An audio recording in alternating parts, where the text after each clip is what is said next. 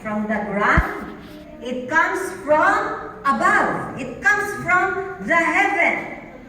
Sabi sa verse 10, for us the rain and the snow come down from heaven. Wala pong ulan na nanggagaling sa baba pataas. Hindi po ulan yun.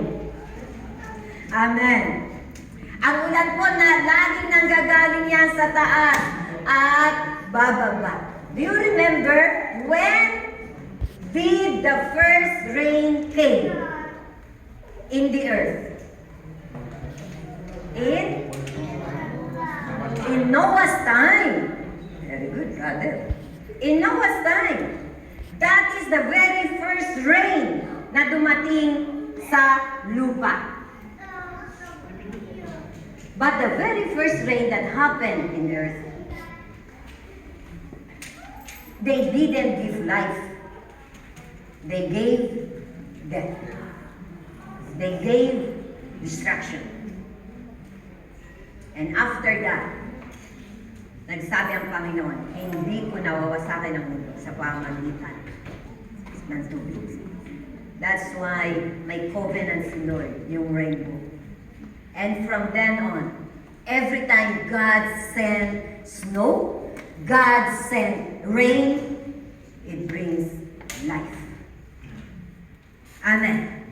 Hallelujah. Amen. Marami sa ating generation, sa ating kapanahunan, hindi na natin kailangan minsan yung ulan. Minsan pag umuulan, nahihinis pa tayo. Amen. Mahirap maglakad. May dala pa tayong payong. Dito hindi uso yung payong. Sa ating mga Pilipino lang na uso yung payong. Pero alam niyo sa ibang lugar, especially during old days, they need the rain. They need the rain. And the rain always comes from above. Same with the Word of God. The Word of God comes from above. God's Word has come down to us from heaven. Marami nagsasabi, gawa lang ng tao yan. Sinulat lang ng tao yan. Totoo naman, sinulat ng tao. But, they are under inspiration of the Holy Spirit. That's why in 2 Timothy chapter 3 verse 16, ang sabi doon, all Scripture is given by inspiration of God. And it's profitable for doctrine, for reproof, for correction, for instruction in righteousness. All Scripture is given by inspiration of God. The holy men of God of old wrote as they were inspired by the Holy Spirit. Kaya nga maraming tao ang ayaw dahil akala nila tao lang ang nagsulat. Yes, tao lang.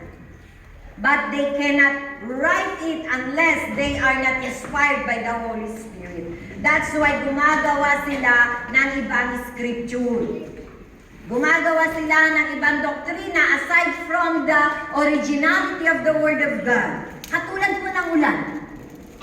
Di ba nagagaya na ngayon yung ulan? May tinatawag tayong cloud seeding. The artificial rain. Biruin nyo yung sensya ng tao. Di ba? Dahil kailangan nilang ng maraming tubig, nag-isip sila paano gumawa ng artificial rain. At ang Dubai po, no, top 1 yan. Marami silang mga machineries in producing artificial rain.